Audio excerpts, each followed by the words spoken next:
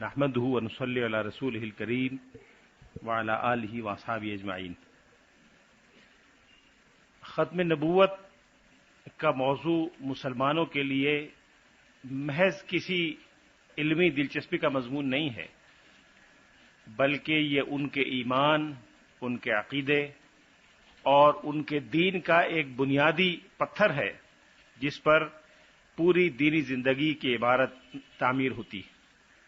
عام طور پر ختم نبوت کا ذکر جب آتا ہے تو ذہن متوجہ ہوتا ہے بعض ایسی منحرف تحریکات کی طرف جنہوں نے ختم نبوت کے عقیدے پر ضرب لگائی، اور ان تحریکوں سے مسلمانوں کا جو مناظرہ پچھلے 100-125 سال میں ہوا ہے، یا ایک خاص قسم کا لٹریچر مناظرے کا تیار ہوا ہے، اس طرح کے مباحث کی طرف ذہن جاتا ہے، اور یہ اندازہ نہیں ہوتا کہ دراصل اس موضوع کی اہمیت کیا ہے، اور مسلمان روز آغاز سے ختم نبوت کے بارے میں اتنے حساس اور اتنے غیر معمولی طور پر آگاہ اور ہوشیار کیوں رہے ہیں۔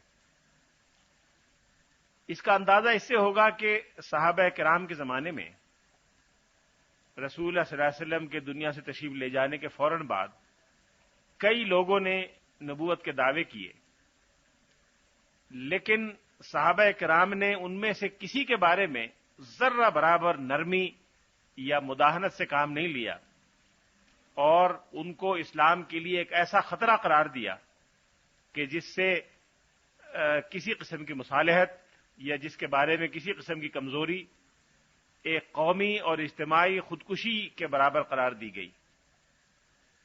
آپ کے علم میں ہے کہ صحابہ کرام کے زمانے میں، رسول اللہ صلی اللہ علیہ وسلم کے مبارک دور میں، خلفاء راشدین کے بعد بھی دنیا اسلام میں عیسائی بھی موجود تھے، دنیا اسلام میں یہودی بھی موجود تھے، آتش پرست بھی تھے جو آگ کو پوجتے تھے، بت پرست بھی تھے جو بتوں کو پوجا کرتے تھے، لیکن ان سب کو زندہ رہنے کی اجازت دی گئی، ان سب کو آزاد شہری کے طور پر تسلیم کیا گیا، اور ان کے شہری حقوق وہی تسلیم کیے گئے جو کسی مسلمان کے حقوق تھے۔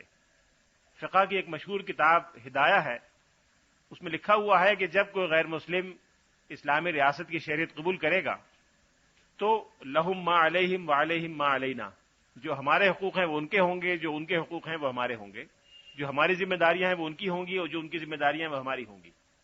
یعنی اس میں کوئی فرق نہیں رہا کسی مسلمان میں اور یہودی میں، مسلمان میں اور عیسائی میں، مسلمان میں اور بت پرست میں، مسلمان میں اور آتش پرست میں۔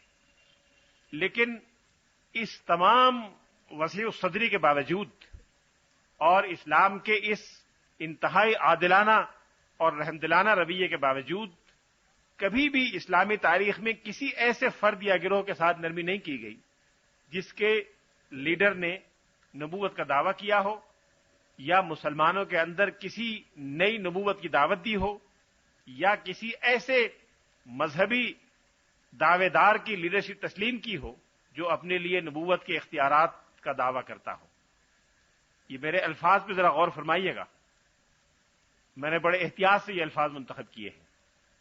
مسلمانوں نے نہ تو کسی مدعی نبوت کے بارے میں کسی مصالحت کا ثبوت دیا، نہ کسی ایسے گروہ کے بارے میں نرمی کا رویہ اختیار کیا جس نے کسی مدعی نبوت کی نبوت کو تسلیم کیا ہو، یا کسی ایسے شخص کے بارے میں کمزوری کا مظاہرہ کیا ہو جس نے نبوت کے اختیارات استعمال کیے ہوں۔ رسول اللہ صلی اللہ علیہ وسلم کی خدمت میں آپ کی زندگی کے آخری ایام تھے، مختلف علاقوں کے وفود آتے تھے، مختلف علاقوں کے قبائل کی طرف سے خطوط آپ کے پاس قبول اسلام کے یا اسلام کی بالادستی کو تسلیم کرنے کے آتے تھے۔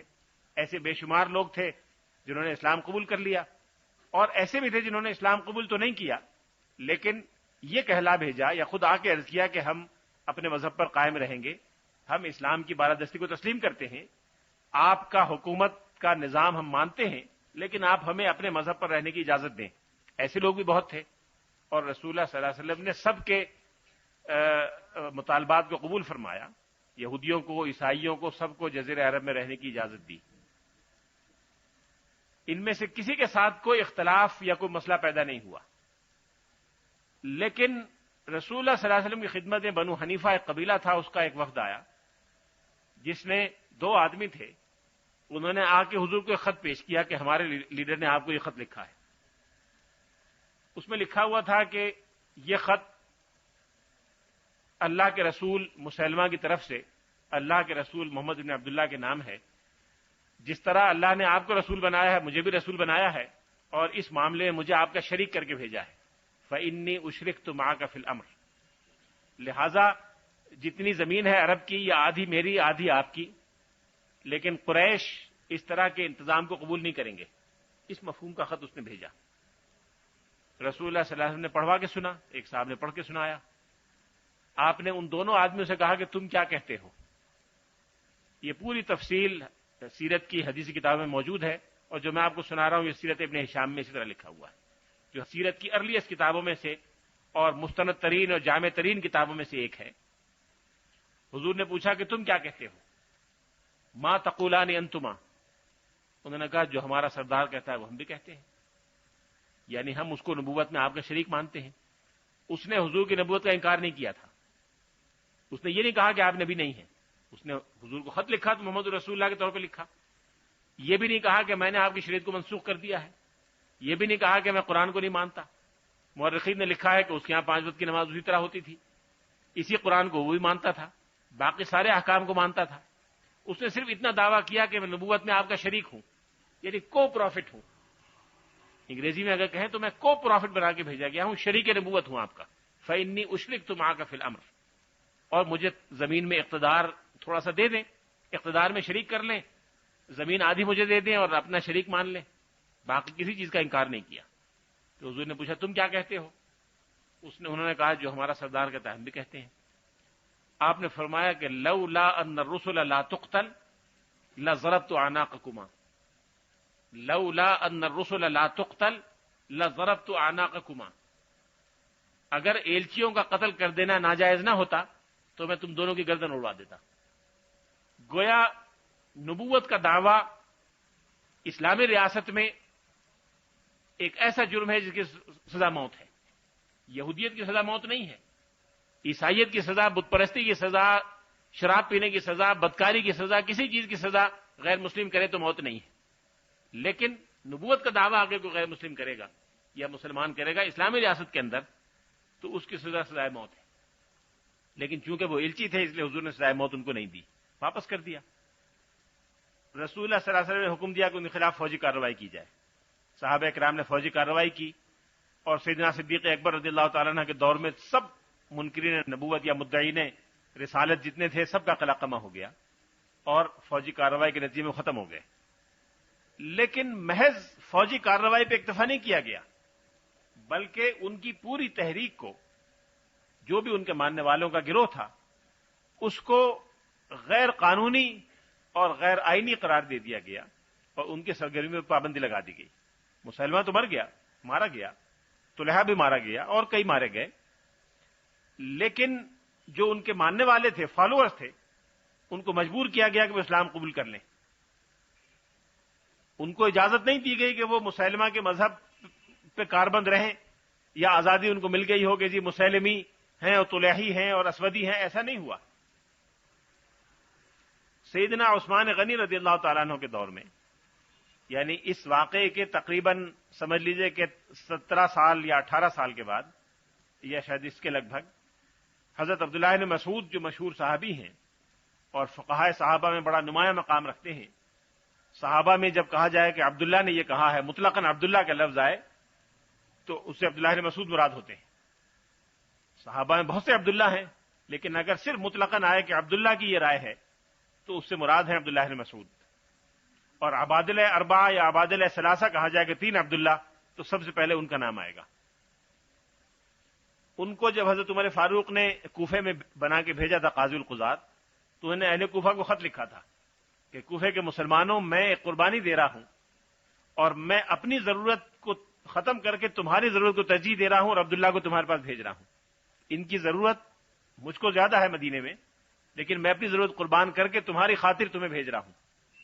اس درجے کے انسان تھے وہ۔ تو ان کو کسی نے آ کے اطلاع دی کہ کوفے میں کوئی مکان ہے جس میں مسلمہ کے قبیلے کے بعض لوگ جمع ہوتے ہیں اور مسلمہ کے مذہب کے مطابق اس کا ذکر تذکرہ کرتے ہیں، جو بھی تذکرہ مسلمان کرتے ہوں گے. مسلمان نے کچھ وحی کا بھی دعویٰ کیا تھا اور اس کے فضول اور لغو اور محمل قسم کے جملے اور عبارتیں تاریخ کی کتابیں ملتی ہیں. اس کو پڑھتے ہوں گے اس خرافات کو. اس میں سے ایک بڑا محمل سا جملہ تھا. عربی آپ میں سے کتنوں کو آتی ہے؟ جی بہت سو کو آتی ہوگی. اس کا ایک جملہ تھا جو اس نے بطور وحی کے پیش کیا کہ یا ضفدع نقی نقی فل الماء تقدرین وللشارب تمنعین. اے مینڈکی ٹرٹر کر، اس لیے کہ تیرے ٹرٹر کرنے سے نہ پانی گندا ہوگا اور نہ پانی پینے والے کو تو روک سکے گی. یہ بھی اس وحی میں ایک چیز شامل تھی جس کا مسلمان نے دعویٰ کیا تھا. بہرحال اس طرح کی چیزیں وہ پڑھا کرتے تھے. عبداللہ بن مسعود نے ان کو بلایا، طلب کیا، ان سے پوچھا کہ کیا کرتے ہو. کچھ لوگوں نے معافی مانگ لی، عبداللہ بن مسعود نے ان کو معاف کر دیا. کچھ لوگوں نے دوبارہ اسلام قبول کر لیا، انہوں نے اسلام قبول کرنے کی ان کو اجازت دے دی اور اس مکان کو انہوں نے منہدم کرا دیا.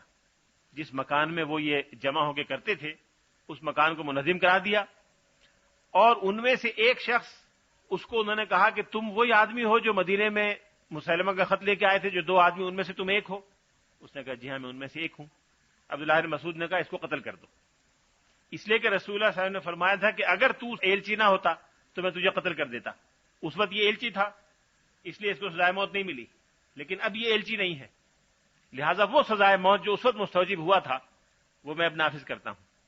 انہوں نے اس کو سزائے موت دے دی اور وہ تحریک ختم ہو گئی. یہ تفصیل میں نے اس لیے عرض کی کہ بعض لوگ یہ دعویٰ کرتے ہوئے آپ کو ملیں گے کہ جی فلاں صاحب تو رسول اللہ صلی اللہ علیہ وسلم کی نبوت کے بڑے قائل ہیں، فلاں صاحب نے تو نعتیہ شعر بھی کہے ہیں، فلاں صاحب کے ماننے والے تو نماز بھی پڑھتے ہیں، فلاں صاحب کے ماننے والے تو روزہ بھی رکھتے ہیں. یہ صحابہ کرام کا متفقہ فیصلہ ہے کہ انہوں نے ایک ایسے آدمی کو جس نے حضور کی نبوت کو تسلیم کیا، جس نے حضور کی نبوت کو تسلیم کر کے خط لکھا، جس نے حضور کی شریعت کو مانا، اپنے ماننے والوں سے اس پہ عمل کروایا، اور کم از کم کوفے میں تو آج کل کے اصطلاح میں بڑے پرامن طور پہ وہ رہتے تھے. کوئی لا اینڈ آرڈر کا مسئلہ کریٹ نہیں کر رہے تھے، خاموشی سے اپنے گھر میں جا کے جو بھی کرنا ہوتا تھا کیا کرتے تھے. لیکن عبداللہ بن مسعود رضی اللہ تعالیٰ عنہ نے صحابہ کرام کے بالاتفاق اجازت سے سیدنا عثمان غنی نے اس کو اپروو کیا، صحابہ کرام نے اس سے اتفاق کیا، ان کو سزائے موت دی. اس سے یہ اندازہ اچھی طرح ہو جائے گا کہ ختم نبوت کے بارے میں بالاجماع صحابہ کرام کے زمانے سے اور رسول اللہ صلی اللہ علیہ وسلم کے واضح ارشاد گرامی سے کیا اسوہ ہمارے سامنے آتا ہے. یہ تو گویا اس کی اہمیت کا اندازہ ہو گیا. یہ تو ایک مختصر تمہید تھی جو میں نے پہلے اس لیے عرض کی کہ واقعے کی اہمیت کا اندازہ ہو جائے کہ مسئلے کی اہمیت کتنی. ختم نبوت پر بات کرنے سے پہلے ضروری ہے کہ نبوت کا اندازہ ہو کہ نبوت کیا ہے، اور نبوت کی مسلمانوں کی زندگی میں، مسلمانوں کے اجتماعی معاملات میں، دین میں، عقائد میں اور عام زندگی میں کیا اہمیت ہے. دیکھیے اسلام کے 3 بنیادی عقائد ہیں اور ہر آسمانی دین کے عقائد بنیادی 3 ہیں. اللہ کی ذات پر ایمان، روز آخرت پر ایمان اور انبیاء علیہ السلام پر ایمان. اس میں اللہ کی ذات پر ایمان کے معاملے میں بہت سے لوگ مسلمانوں کے ساتھ شریک ہیں. یہودی بھی اللہ کو مانتے ہیں، توحید کے قائل ہے، کوئی نہیں کہہ سکتا کہ یہودی توحید کے قائل نہیں ہے، کم از کم ان کی اکثریت. عیسائی اور یہودی دونوں عقیدہ آخرت میں مسلمانوں کے ساتھ شریک ہیں، دونوں مرنے کے بعد جی اٹھنے کے قائل ہیں، دونوں جنت دوزخ کے قائل ہیں. لہذا مسلمانوں کے اور غیر مسلموں کے درمیان جو امتیازی خط ہے وہ کیا ہے؟ وہ توحید پر ایمان تو نہیں ہے. توحید پر ایمان تو یہودی بھی رکھتا ہے. وہ آخرت پر ایمان بھی نہیں ہے، آخرت پر ایمان عیسائی بھی رکھتے ہیں، یہودی بھی رکھتے ہیں. وہ کیا ہے جو مابہ الامتیاز ہے؟ وہ کیا ہے؟ مابہ الامتیاز ہے صرف اور صرف نبوت پر ایمان. عیسائی حضرت موسیٰ علیہ السلام کو مانتے ہیں، عیسائی تورات کو مانتے ہیں، عیسائی اولڈ ٹیسٹامنٹ کو مانتے ہیں. آج بھی کسی عیسائی سے کہیں بائبل کی کاپی دے دو، کوئی بائبل کا نسخہ اٹھا کے دیکھ لیں، اس میں بائبل میں عہد نامہ قدیم شامل. بائبل اگر آپ نے دیکھی ہو تو اس کے 2 حصے ہیں، عہد نامہ قدیم اور عہد نامہ جدید. عہد نامہ قدیم سے مراد وہ مذہبی کتابیں ہیں جو ان کے بقول حضرت عیسیٰ علیہ السلام سے پہلے کی ہیں.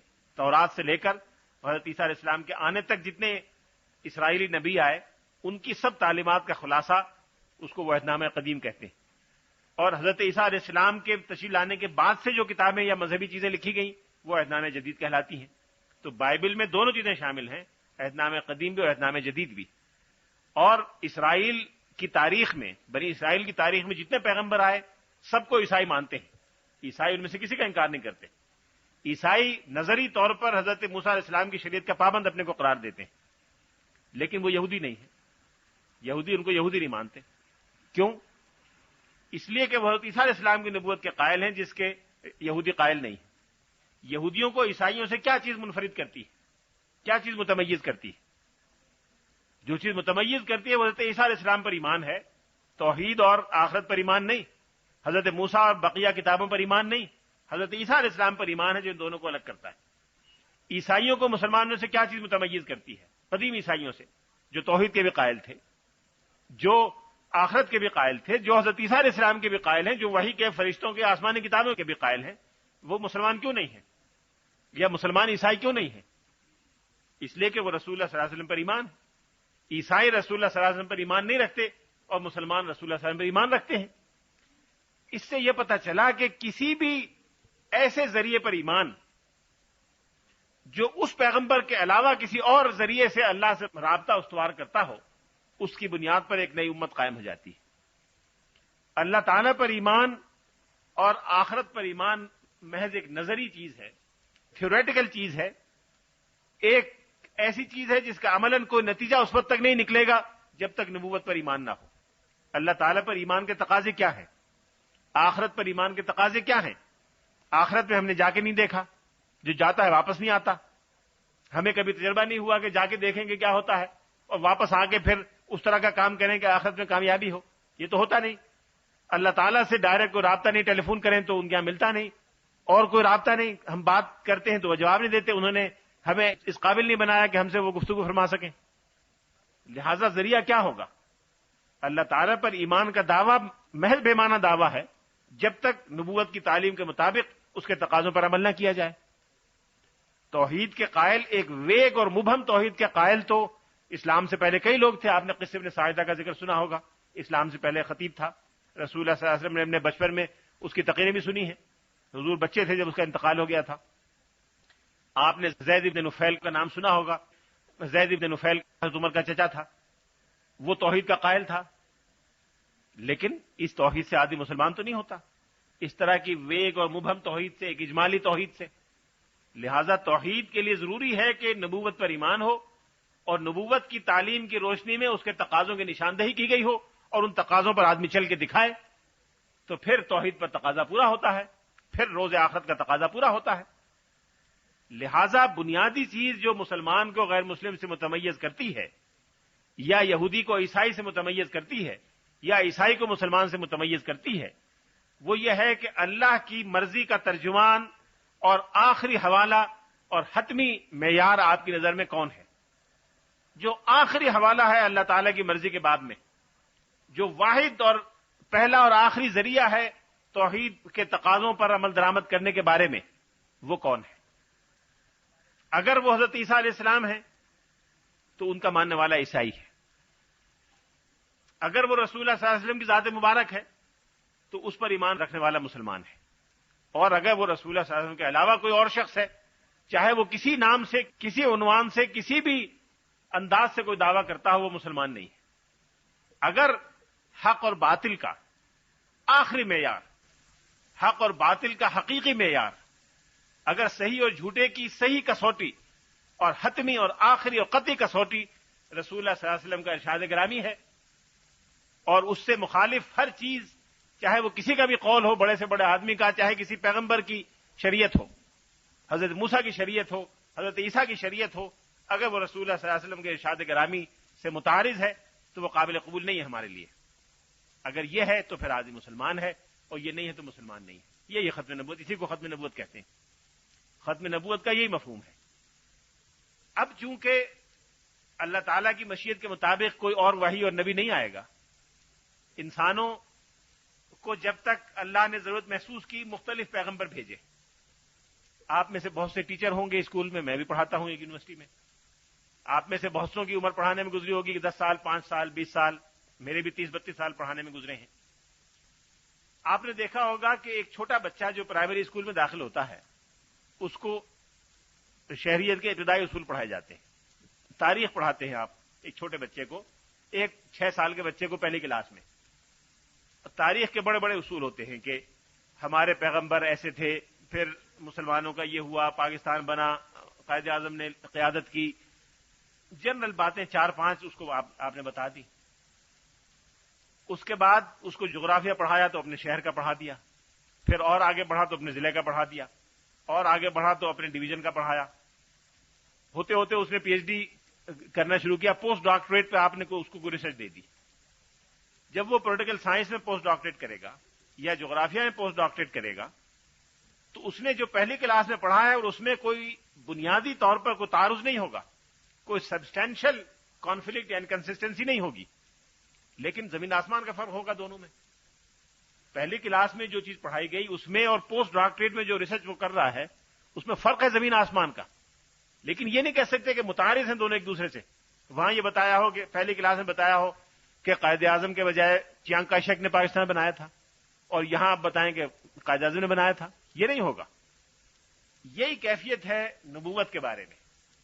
جب انسان اپنے زندگی کے بہت ابتدائی دور میں تھا اور ذہنی طور پر، فکری طور پر، تجربے کے لحاظ سے، اپنی ساخت کے لحاظ سے زیادہ ترقی نہیں کی تھی، تو اللہ تعالیٰ نے چھوٹے چھوٹے علاقوں میں چھوٹے چھوٹے پیغمبر بھیجے، بلا تشبیہ۔ آپ اسے کہہ سکتے ہیں کہ یہ اللہ تعالیٰ کی طرف سے بھیجے ہوئے پرائمری ٹیچر تھے، جنہوں نے ہر سطح پر، ہر گاؤں میں، ہر بستی میں، ہر جگہ ایک بستی میں کئی بھی ہوتے تھے۔ سورہ یاسین میں فَعَزَّزْنَاهُمَا بِثَالِثٍ، پہلے 2 بھیجے، پھر ایک تیسرے ایک صاحب اور بھیج دیے۔ بستی بڑی ہوگی، 3 کی ضرورت پڑی ہوگی، کبھی 2 بھیجے ایک جگہ، کبھی 3 بھیجے، کبھی زیادہ بھی بھیجے، کم بھی بھیجے، ایک قبیلے میں ایک بھیجا۔ جیسے پرائمری اسکول ہر جگہ بہت سارے ہوتے ہیں تو اللہ تعالیٰ نے بہت سارے بھیجے۔ پھر جیسے بچہ ترقی کرتا ہے اور ترقی کرنے کے بعد دائرہ اس کا محدود ہوتا جاتا ہے، جہاں گاؤں میں 10 پرائمری اسکول ہوتے ہیں تو انٹر کالج شاید 2 ہوتے ہیں، تو انبیاء کی تعداد کم ہوتی چلی گئی۔ حضرت ابراہیم اور حضرت موسیٰ کا زمانہ آیا تو مختلف قوموں میں ایک نبی حضرت موسیٰ کو بھیجا، جی پہلے مصر میں، پھر شام میں، پھر عراق میں، کہاں حضرت ابراہیم علیہ السلام عراق میں پیدا ہوئے، پھر شام میں گئے، فلسطین میں گئے، پھر عرب میں آئے، پھر مصر گئے، اور بعض روایات کے موجب یورپ میں بھی تشریف لے گئے، بعض مورخین کے قول کے مطابق ہندوستان بھی تشریف لائے، تو ایک بین الاقوامی قسم کا پیغام ہوا۔ پھر جب انسانیت پی ایچ ڈی کے درجے میں آ گئی، اور جیسے ایک پی ایچ ڈی جب آدمی پوسٹ گریجویٹ کرتا ہے، پوسٹ ڈاکٹریٹ کرتا ہے، تو پھر آخری مرتبہ اس کا پروفیسر سے رابطہ ہوتا ہے۔ پھر نہیں پروفیسر اس کو جا کے بتاتا، یونیورسٹی میں کوئی ڈین ہو جائے اس کو آگے کوئی پروفیسر نہیں پڑھاتا کہ آئیے ڈین صاحب آپ کو پڑھا دوں، وہ پھر خود ذمہ دار ہوتا ہے، وہ دوسروں کو پڑھانے کے لیے تیار ہو جاتا ہے۔ تو جب انسانیت پوسٹ ڈاکٹریٹ کے اسٹیج پہ آ گئی، یہ صرف سمجھنے کی خاطر، تشبیہ مقصود نہیں ہے خدا نخواستہ، جب انسانیت پوسٹ ڈاکٹریٹ کے اسٹیج پہ آ گئی تو اللہ تعالیٰ نے آخری پیغمبر کو بھیج دیا، اور اب انسانوں کو وہ کام سپرد کر دیا جو پہلے پیغمبروں کا تھا کہ اب آپ جائیے، آپ نے لیول پر جو آپ کی سطح ہے، جو آپ کا لیول ہے، آپ لوگوں کو دین کی تعلیم دیں، تربیت دیں اور پڑھائیں۔ قرآن پاک میں یہ بات واضح ہو گئی ہے کہ جو رشتہ انبیاء کا تھا پہلے اپنی قوموں سے، وہ مسلمانوں کا ہوگا دوسرے انسانوں سے۔ لہذا اب جو حتمی چیز ہے رہتی دنیا تک کے لیے، آخری حوالہ وہ رسول اللہ صلی اللہ علیہ وسلم کی ذات گرامی ہے۔ آپ کی شریعت محفوظ ہے، آپ کی لائی ہوئی کتاب محفوظ ہے، اس کتاب کی زبان محفوظ ہے، اس کتاب کی تعبیر و تفسیر محفوظ ہے، اس میں ایک ذرہ برابر کوئی تبدیلی نہیں آئی، وہ اس طرح سے روز روشن کی طرح ہمارے سامنے ہے، جیسے سرچ لائٹ میں کوئی چیز گر جائے زمین پہ اور سرچ لائٹ ڈال کے دیکھیں تو ہر چیز روشن ہو جاتی ہے، اس طرح سے روشن ہے۔ اس میں کوئی چیز نہ الجھن کا شکار ہے، نہ تاریکی کا شکار ہے، نہ بھول چوک کا شکار ہوئی ہے، نہ غلط فہمی کا شکار ہوئی ہے۔ لہذا اب اگر کوئی شخص یہ دعویٰ کرتا ہے کہ رسول اللہ صلی اللہ علیہ وسلم کے علاوہ کوئی ذریعہ حتمی اور قطعی علم کا انسان کے پاس موجود ہے تو وہ دعویٰ نبوت کے دعوے کے مترادف ہوگا۔ دشمنان اسلام میں سے بعض نے بڑی ہوشیاری اور عیاری سے کام لیا، جب انہوں نے دیکھا کہ جب مسلمانوں میں کوئی نبوت کا دعویٰ کرتا ہے، چاہے وہ مسلمہ جیسا بڑا قبائلی لیڈر ہو، مسلمہ بڑا قبائلی لیڈر تھا، ہزاروں آدمی اس کے یعنی قبائلی عصبیت کی وجہ سے علم بردار تھے، اس کے فالوور تھے۔ ایک چھوٹا سا واقعہ سنیے، اندازہ ہوگا کہ کتنی قبائلی عصبیت مسلمہ کے حامیوں میں موجود تھی۔ جب مسلمہ سے مسلمانوں کی جنگ ہو رہی تھی، اور جنگ یمامہ آپ نے سنا ہوگا کہ شدید ترین جنگوں میں سے تھی، جس میں ایک دن میں 700 وہ صحابہ شہید ہوئے تھے جنہوں نے قرآن پاک حفظ کیا ہوا تھا۔ قرآن پاک کے حفاظ ایک دن میں 700 شہید ہوئے تھے اس جنگ میں، اور کئی ہفتے جاری رہی تھی۔ اس میں ظاہر ہے اس زمانے میں یہ ہوتا تھا کہ جنگ تو 10 بجے ہوا کرتی تھی، تو صبح روشنی کے بعد شروع ہو جاتی تھی اور سورج کے ڈوبنے تک دن بھر جاری رہتی تھی، رات کو اپنے اپنے کیمپوں میں چلے جایا کرتے تھے۔ تو اس طرح سے ایک دن رات کے وقت مسلمان اپنے کیمپ میں چلے گئے، وہ اپنے کیمپ میں چلے گئے۔ تو مسلمانوں میں کچھ لوگ نماز عشاء کے بعد، کھانے کے بعد کو ٹہلنے کے خیال سے نکلے، جیسے چہل قدمی کے لیے نکلتے ہیں۔ تو 15، 20، 25 آدمیوں کی پارٹی تھی، وہ نکلی تو انہوں نے دیکھا کہ مسلمہ کے لشکر سے بھی ایک ایسی پارٹی سیر کے لیے نکلی ہے۔ تو انہوں نے آپس میں ایک دوسرے سے جیسے ہلو ہلو کرتے ہیں پوچھا کہ وہ کیا ہے، گفتگو ہونے لگی، ساتھ چلنے لگے۔ تو ساتھ چل رہے تھے، چلتے چلتے ایک صاحب، ان میں صحابی تھے مسلمانوں کے گروہ میں، انہوں نے ایک شخص کو غور سے دیکھا اور اس سے پوچھا کہ تمہارا یہ نام ہے؟ اس سے پوچھا کہ تم مدینے آئے تھے؟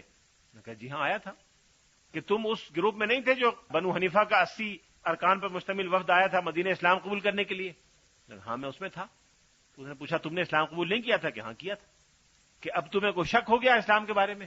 کہ نہیں کوئی شک نہیں ہوا۔ یہ مسلمہ کی فوج کا ایک سپاہی کہہ رہا ہے کہ نہیں مجھے کوئی شک نہیں ہوا۔ انہوں نے کہا تو تمہیں اس میں کوئی تعمل ہے کہ رسول اللہ صلی اللہ علیہ وسلم واقعی اللہ کے نبی تھے؟ کہ نہیں مجھے کوئی تعمل نہیں۔ کہ پھر تمہیں اس میں کوئی شک ہے کہ مسلمہ جھوٹا ہے؟ کہ نہیں مجھے مسلمہ کے جھوٹا ہونے میں بھی کوئی شک نہیں۔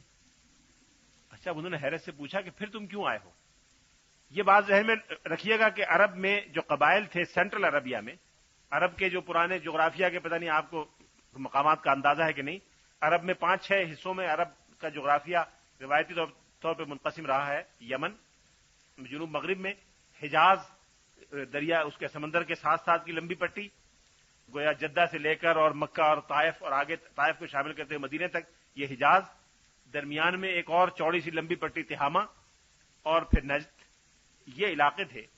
تو اس درمیانی علاقے میں نجد اور تہامہ اور حجاز میں جو قبائل رہتے تھے، یہ 2 بڑے گروپوں میں تقسیم تھے نسلی اعتبار سے۔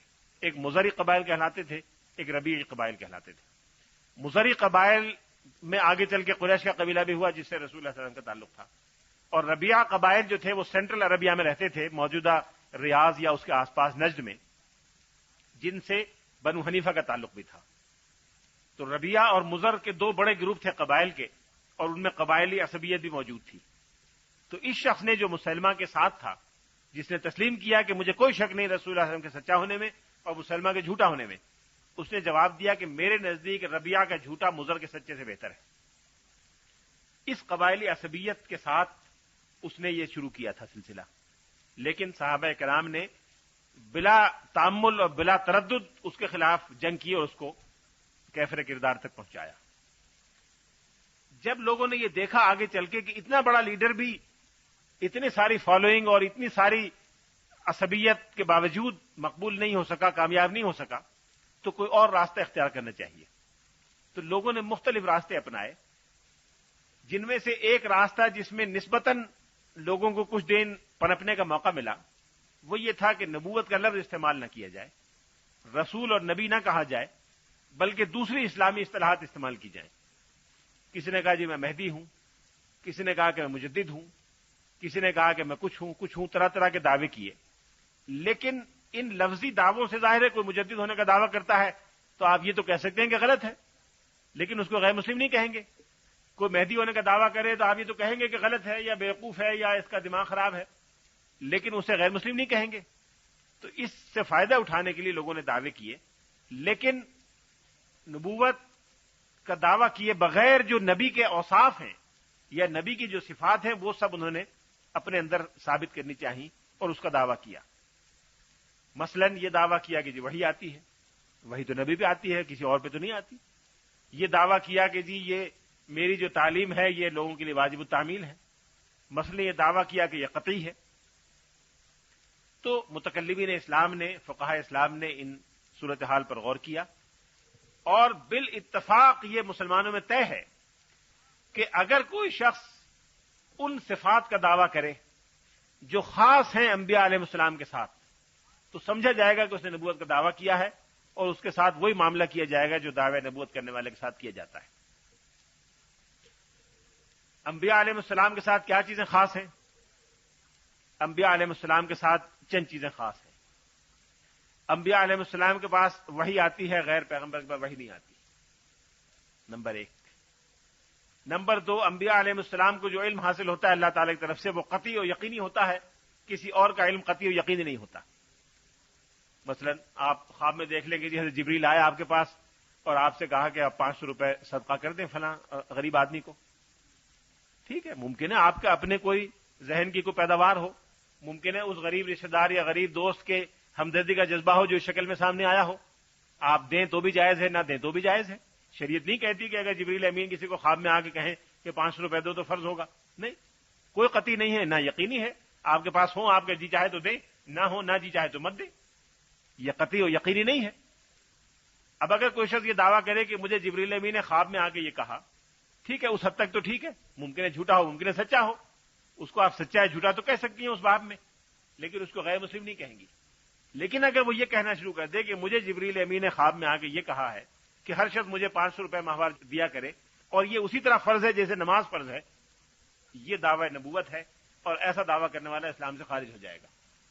اس لیے کہ اللہ تعالی کی طرف سے کوئی قطعی علم، کوئی قطعی حکم، کوئی قطعی نواہی رسول اللہ صلی اللہ علیہ وسلم کے وسیلے کے بغیر کسی انسان تک نہیں آ سکتی۔ لہذا اگر کوئی اللہ کی طرف سے یہ دعویٰ کرے، میں یہ دعویٰ کروں نعوذ باللہ کہ مجھے اللہ تعالیٰ نے خواب میں رات یہ بتایا یا میرے دل میں ڈالا کہ جی میں آپ سب سے 100 روپے لے لوں چندہ اور لے کے کھا لوں، اور جو نہیں کرے گا اس کو میں گناہ کا ذمہ دار ٹھہراؤں، آخرت میں عذاب کی وعید بھی سنا دوں، تو یہ دعوی نبوت ہے، اور ایسا دعویٰ کرنے والا اسلام سے خارج ہو جاتا ہے۔ یہ اس میں صاف اپنا ذہن رکھیے۔ قطعی اور یقینی علم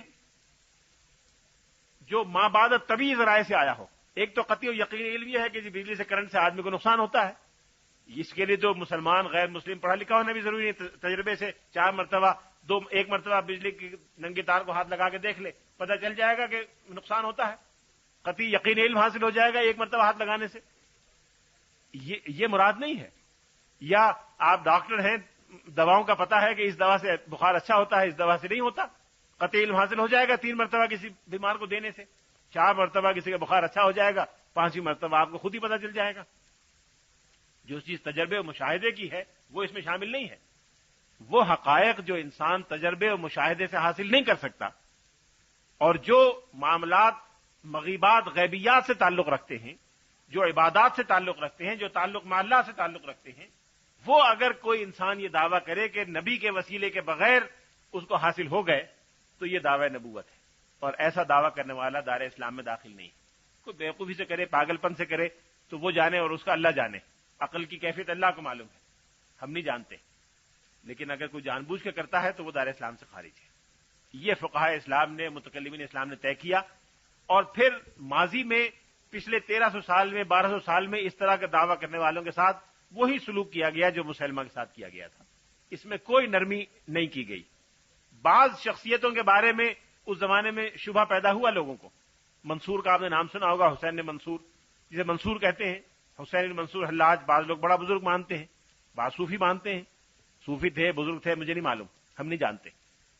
منصور نے ایک دعویٰ کیا، اور اس دور کے فقہا نے، اس دور کی عدالتوں نے، اس دور کے قانون دانوں نے اس کو دار اسلام سے خارج قرار دیا اور سزائے موت کا مستحق گردانا، اس کو سزائے موت دی گئی۔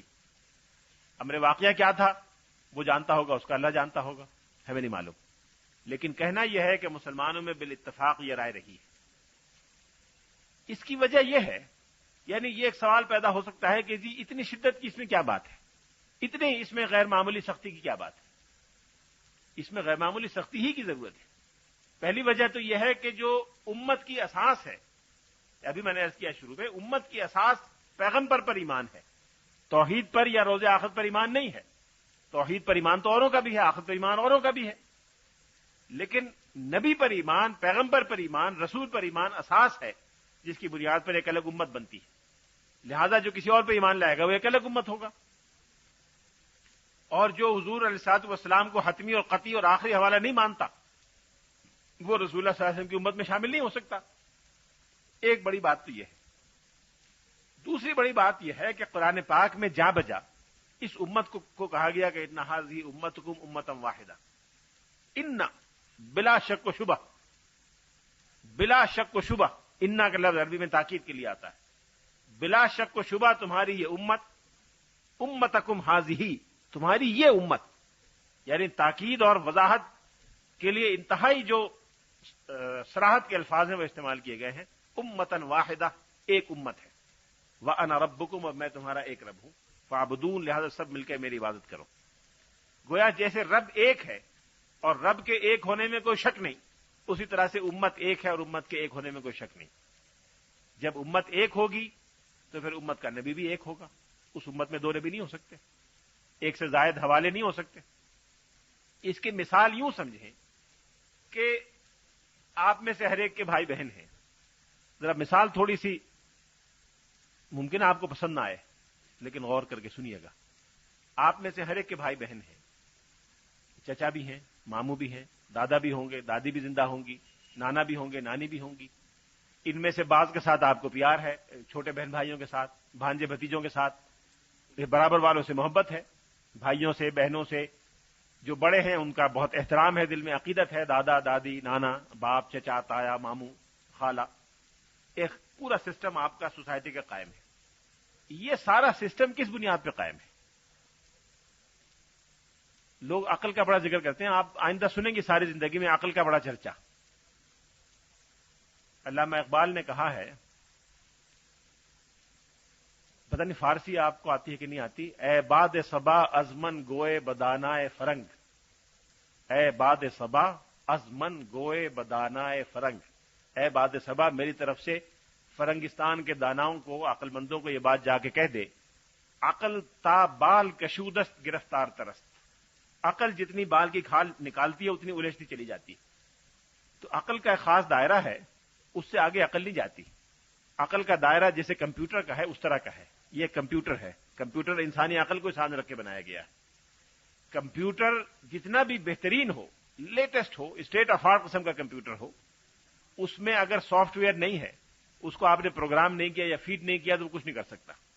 آپ دنیا کا بیسٹ کمپیوٹر خرید کے یہاں رکھ لیں اس کمرے میں، کئی کروڑ روپے کا، کئی کروڑ ڈالر کا خرید لیں، اور اس کو کچھ فیڈ نہ کریں، کوئی اس میں سافٹ ویئر نہ ہو، اور اس سے پوچھیں، سمپل باتیں پوچھیں، کچھ نہیں بتائے گا آپ کو.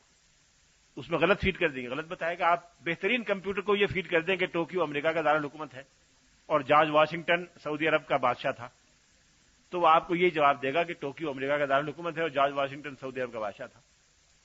صحیح بہترین سے بہترین کمپیوٹر کو غلط فیڈ کریں گے تو غلط جواب دے گا، صحیح فیڈ کریں گے صحیح جواب دے گا. تو یہ کمپیوٹر جو ہے اس میں صحیح پروگرامیں ہوں گی، صحیح فیڈ کریں گے تو صحیح جواب دے گا، غلط کریں گے تو غلط جواب دے گا. لہذا اس کمپیوٹر کی بنیاد پہ کوئی فیصلہ نہیں ہو سکتا. فیصلہ اس فیڈنگ کی بنیاد پہ ہوگا جو اس میں کی گئی ہے. جو فیڈنگ اس میں ہوئی ہے وہ کیا ہے، جو اس میں سافٹ ویئر جو لگایا ہے آپ نے ڈسکٹ، وہ کیا ہے، وہ اصل چیز. قرآن پاک اس ڈسکٹ پہ توجہ دیتا ہے کہ وہ کیا ہے. پہلے یہ دیکھو، یہ تو ٹھیک ہے ہر ایک کے پاس ہے، کسی کے پاس اچھا ہے، کسی کے پاس برا ہے، کسی کے پاس کمزور ہے، کسی کے پاس طاقتور ہے، لیکن اصل چیز جو اس میں دی جانے والی ہے اس پر زور ہے. لہذا عقل کا دائرہ محدود ہے، اس پہ زیادہ توجہ نہ دیجیے گا. آئندہ بہت لوگ کہیں گے عقل عقل عقل، اس کا دائرہ محدود سمجھیے گا. بہت سے معاملات ایسے ہیں کہ انسان عقل کی بنیاد پہ فیصلہ نہیں کرتا. اکثر و بیشتر معاملات میں عقل کی بنیاد پہ فیصلہ نہیں کرتا، دل کی بنیاد پہ کرتا ہے. بحیثیت مجموعی اس کا ضمیر، اس کا دل اور عمومی طور پر اس کا پورا وجود ایک چیز کی گواہی دیتا ہے کہ یہ ایسی ہے. اس کی کوئی عقلی دلیل نہیں ہوتی. عقلی دلیل بہت سی چیزوں کی نہیں ہوتی، لیکن انسان اس کو عمومی طور پر اپنے ضمیر اور دل اور وجود کی گواہی سے مانتا ہے. یہ ذہن میں رکھیے گا بات.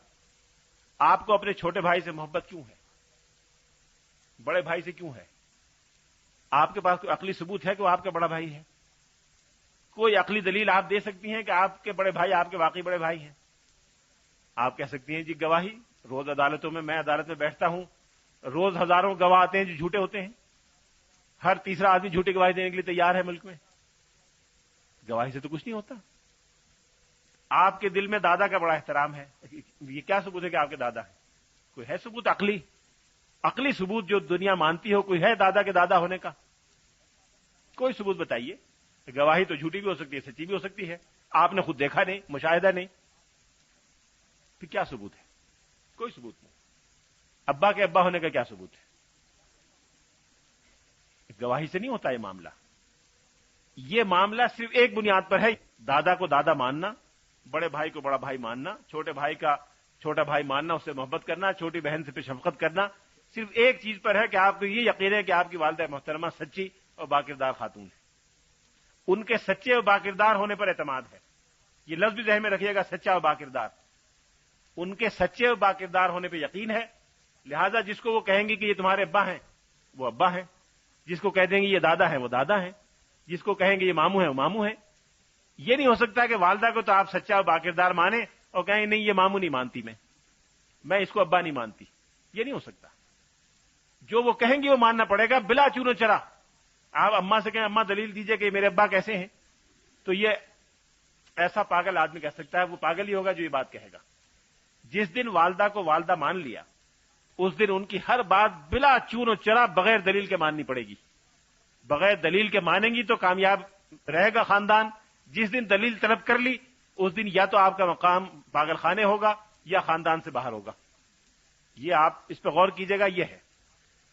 جس دن پیغمبر کو ماں کی طرح بنیاد تسلیم کر لیا، جیسے ماں خاندان کی بنیاد ہے، اسی طرح سے پیغمبر امت کی بنیاد ہے۔ جس دن پیغمبر کو یہ تسلیم کر لیا کہ وہ امت کی بنیاد ہیں، اس دن ان کی ہر بات بلا چون و چرا تسلیم کرنی پڑے گی۔ جس طرح سے ماں یہ کہہ دے کہ یہ ابا ہیں۔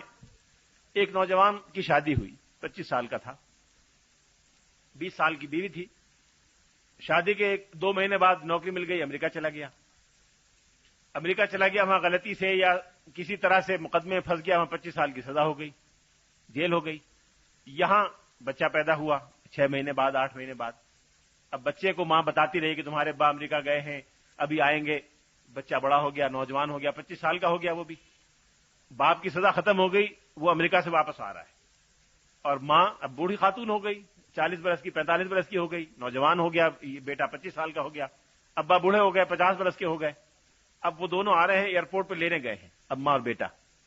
یہ منظر ذہن میں رکھیے۔ اب اندر سے لوگ نکل رہے ہیں، وہاں ایک طرف اماں کھڑی ہے اور ایک طرف 25,000 آدمی کھڑے ہوئے ہیں، 50,000 کھڑے ہوئے ہیں، 1 لاکھ کھڑے ہوئے ہیں۔ وہ 1 لاکھ آدمی کہتے ہیں کہ بیٹا تیرے ابا یہ ہیں جو آ رہے ہیں، بڑے خوبصورت نوجوان، طویل قامت، بڑا سوٹ پہنے ہوئے، سرخ سفید، 6 فٹ قد، یہ ہیں تیرے ابا۔ اماں کہتی ہیں نہیں، تمہارے ابا وہ ہیں وہ جو دبلا پتلا سا آدمی آ رہا ہے، جھریاں پڑ گئی ہیں، رنگ بھی کالا ہو گیا، کمر جھکی ہوئی ہے، لباس بھی پرانا سا ہے۔ بیٹے کے دل میں محبت کا جو سمندر پیدا ہوگا، وہ کس کے لیے پیدا ہوگا؟ اس خوبصورت جوان مرد طویل قامت انسان کے لیے، یا اس بوڑھے کمزور اور پھٹے پورے کپڑے پہنے ہوئے انسان کے لیے؟ اس کے لیے پیدا ہوگا جس کے کپڑے پھٹے ہوئے ہیں، جس کا لباس میلا ہے، کمر جھکی ہوئی ہے، رنگ کالا ہے، چہرے پہ جھریاں پڑی ہیں، بال سفید ہیں۔ کیوں؟ 1 لاکھ عورتیں کہہ رہی ہیں۔ جمہوریت کا تقاضا ہے کہ وہ 1 لاکھ کی بات مان لے، لیکن کوئی سین یا شریف انسان نہیں مان سکتا۔ وہ اس ایک کو مانے گا، اس لیے کہ وہ پہلے اس بنیاد کو مان چکا، ماں کو ماں مان چکا۔ جب وہ ابا سے گلے مل لے گا، وہ بتائے کہ جی بیٹا میں نے تو جیل میں شادی کر لی تھی، وہاں یہ تمہارے یہ بہن بھائی ہیں، ان کو بہن بھائی مان لے گا۔ اس کے بعد وہ دوسرے آدمی کو کہے کہ یہ تمہارے دادا ہیں، یہ بھی گاؤں سے آئے ہیں، ان کو دادا بھی مانے گا۔ سب کچھ مانتا چلا جائے گا اور پورا سسٹم قائم ہو جائے گا اس ایک سوئی کے ناکے کی وجہ سے۔ اقبال نے کہا ہے کہ نقطۂ پرکار حق مرد خدا کا یقین، جیسے پرکار کا ایک نقطہ ہوتا ہے باریک، تو پوری کائنات اس طرح سے چل رہی ہے جیسے پرکار کے ایک نقطے پر سوئی رکھی ہوتی ہے اور پورا پرکار چل رہا ہوتا ہے۔ تو جو ایمان و یقین ہے مرد خدا کا، وہ اس نقطۂ پرکار حق ہے۔ نقطۂ پرکار حق مرد خدا کا یقین، اور یہ عالم تمام وہم و طلسم و مجاز، اور یہ عالم تمام وہم و طلسم و مجاز۔ باقی ہر چیز مجازی ہو سکتی ہے، جھوٹی ہو سکتی ہے، طلسم ہو سکتی ہے، وہ یقین جو ہے وہ نقطۂ پرکار ہے۔ وہ ہٹ گیا تو پرکار کا سارا دائرہ ختم ہو جائے گا۔ پرکار کا دائرہ جب ہی بن سکتا ہے جب ایک نقطے پر سوئی رکھی ہو، وہ نقطہ ہے پیغمبر کی ذات پر ایمان۔ لہذا سچائی اور کردار، پیغمبر کا لقب کیا تھا اسلام سے پہلے؟ صادق اور امین۔ اصل چیز ہے سچائی اور کردار۔ ماں کی سچائی اور کردار پر ایمان ہوتا ہے اور بلا تامل یقین ہوتا ہے، کسی دلیل کے بغیر یقین ہوتا ہے، تو خاندان کی بنیاد وابستہ رہتی ہے، خاندان متحد رہتا ہے۔ جس دن اس ماں کے کردار یا سچائی میں شک ہو گیا، خاندان ختم ہو جائے گا۔ اسی لمحے جیسے بلبلہ بیٹھ جاتا ہے، خاندان بیٹھ جائے گا۔ پیغمبر کی سچائی اور کردار پر، صدق و امانت پر اعتماد جب تک رہے گا، پوری امت قائم ہے۔ جس لمحے یہ خدا نخواستہ متزلزل ہو گیا، امت کا وجود ختم ہو جائے گا۔ امام رازی کے بارے میں سنا ہے، نام سنا ہوگا آپ نے۔ امام رازی بڑے زبردست فلسفی تھے۔ اسلام کی پوری تاریخ میں جو نمایاں ترین نمونہ ہے عقلیات کا، وہ امام رازی کی ذات کو مانا جاتا ہے۔ اقبال نے ایک جگہ کہا ہے، تیرے ضمیر پر جب تک نہ ہو نزول کتاب، تیرے ضمیر پر جب تک نہ ہو نزول کتاب، گرہ کشا ہے نہ رازی نہ صاحب کشاف۔ یہ دو مفسروں کے نام ہیں۔ کشاف تفسیر ہے زمخشری کی، اور رازی کی بھی تفسیر ہے جس میں عقلیات کا بڑا چرچا ہے۔ اس درجے کے انسان تھے۔ ان کے بارے میں یہ سنا ہے، مشہور ہے، معلوم نہیں صحیح ہے غلط ہے میں نہیں جانتا، کتابوں میں دیکھا ہے کہ جب ان کا انتقال ہوا اور آخری وقت تھا ان کا، تو طویل عرصہ بے ہوشی کا گزرتا تھا، پھر ہوش آتا تھا، پھر بے ہوش ہو جاتے تھے۔ تو بڑا خوف تھا کہ جی آخرت میں باز پرس ہوگی، سوال ہوگا، جیسے ایک صاحب ایمان کو ایک خوف ہوتا ہے۔ تو اس خوف کی کیفیت میں نیند کا یا بے ہوشی کا غلبہ ہوا، تو خواب میں دیکھا کہ سوال جواب شروع ہو رہا ہے، فرشتوں نے قبر میں شروع کر دیا سوال جواب۔ تو چونکہ فلسفی تھے بڑے اونچے درجے کے، سب سے اونچے درجے کے مسلمانوں میں، اور منطقی تھے، تو انہوں نے سوال کیا فرشتے نے کہ تمہارا رب کون ہے؟ کہا اللہ۔ اب فرشتے نے جو کون تھا، انہی کا اپنا نفس تھا یا جو بھی تھا فرشتے کی شکل میں، اس نے کوئی لاجیکل اعتراض اس پہ کیا، منطقی اعتراض کیا، انہوں نے جواب دیا۔ اس نے دوسرا اعتراض کیا، انہوں نے جواب دیا۔ اس طرح سے وہ جوابات کا سلسلہ سوالات کا خواب میں یا عالم میں جو بے ہوشی تھا جاری رہا۔ 500 شبہات اس نے وارد کیے، ان کے اس دلیل پر 500 اعتراضات کیے، اور انہوں نے 500 کے 500 اعتراضات کے جواب دیے۔ جو 500واں اعتراض تھا اس کا جواب نہیں بن پڑا۔ جب جواب نہیں بن پڑا تو بڑی پریشانی ہوئی کہ یہ تو پہلے ہی سوال پہ ہار گئے، یہ تو رہ گئے، اب کیا ہوگا، آگے کیا ہوگا۔ تو اس مایوسی کی کیفیت میں جو پریشانی ہوئی، اس سے آنکھ کھل گئی، اس پریشانی سے جو دھچکا پہنچا ایک دم۔ اب جب غور کیا تو رونے لگے کہ یہ تو بڑی پریشانی ہے، تو پہلا ہی سوال ابھی نہیں ہوا، تو آگے تو ابھی سوالات اور بھی ہونے ہیں۔ تو خاص پریشانی میں تھے، لوگوں نے پوچھا کیا ہوا، کوئی جواب نہیں دیا۔ تو اسی پریشانی میں دوبارہ نیند آ گئی۔ تو ان کے ایک استاد تھے بزرگ، جن کے عقیدت مند تھے، شیخ نجم الدین کبرا، مشہور ہیں، بزرگوں میں مشہور نام آتا ہے۔ شیخ نجم الدین کبرا کو خواب میں دیکھا، ان سے بتایا کہ جی یہ مسئلہ ہے۔ کہنے لگے تو نے بھی پڑھ لکھ کے ڈبو دیا بیوقوف، یہ کیوں نہیں کہتا کہ بغیر دلیل کے مانتا ہوں۔ دوبارہ دیکھا، خواب میں سوال ہوا کہ تمہارا رب کون ہے؟ کہ اللہ۔ کہ کیا دلیل ہے؟ کہ کوئی دلیل نہیں، بغیر دلیل کے مانتا ہوں۔ کوئی اعتراض نہیں ہوا۔ اب اس پہ کیا اعتراض کرے گا کوئی؟ اعتراض تو دلیل پہ ہوگا کہ جی اللہ کو مانتا ہوں، بغیر دلیل کے مانتا ہوں۔ اب اگر آپ سے کہیں کہ اماں کو اماں کیوں مانتی ہو، اب آپ دلیل دیں گے تو اس پہ تو 10 اعتراضات ہوں گے۔ 10 اعتراض میں کر سکتا ہوں، 10 اعتراض اسی وقت بیٹھے بیٹھے اس کا جواب دیں گے، اس جواب پہ مزید 10 اعتراض ہو جائیں گے۔ آپ کہیں اماں کو اماں مانتی ہوں بغیر دلیل کے، بس بات ختم ہو گئی۔ اس لیے یہ بات کہ پیغمبر کی ذات سے وابستگی اس طرح کی ہونی چاہیے جیسے ماں کی ذات سے وابستگی ہے، اور جو کانفیڈنس اور جو اعتماد اور جو مان، جتنے بھی الفاظ لغت میں آپ کے ذخیرے میں ہیں، وہ سارے کے سارے جب تک پیغمبر کے لیے نہیں ہوں گے، اس وقت تک جو وحدت ہے پوری ملت کی اور امت کی، یہ استوار نہیں ہو سکتی۔ مسلمانوں نے ہمیشہ اس کو انتہائی شدت کے ساتھ اور انتہائی قوت کے ساتھ اس کا دفاع کیا، اور کوئی ایسی کوشش یا کاوش کامیاب نہیں ہونے دی جو مسلمانوں کے اس ایمان اور اس یقین کو کمزور کرے۔ ماضی قریب میں، پچھلی صدی میں، اس سے پہلے 100 سال پہلے دنیا اسلام پر مختلف مغربی طاقتوں نے حملے کیے۔ فرانسیسیوں نے حملے کیے شمالی افریقہ کے ممالک پر، اور بہت سے ممالک پہ کیے۔ انگریزوں نے کیے ہندوستان پر اور کئی مقامات پر، ڈچوں نے، ولندیزیوں نے، پرتگیزیوں نے، اور جہاں جہاں دنیا اسلام پر 18ویں 19ویں صدی کے اوائل میں قبضے ہوئے استعماری طاقتوں کے، وہاں ان کو مسلمانوں کی طرف سے شدید مزاحمت کا سامنا کرنا پڑا، ہر جگہ، انڈونیشیا سے لے کر اور مراکش تک، بلکہ سینیگال تک، اور سینٹرل ایشیا سے لے کر اور نیچے سوڈان کے انتہائی جنوب تک۔ ہر جگہ ایسا ہوا کہ مسلمانوں نے جہاد کی تحریکیں شروع کی اور ان تمام طاقتوں کے خلاف جنگ کی.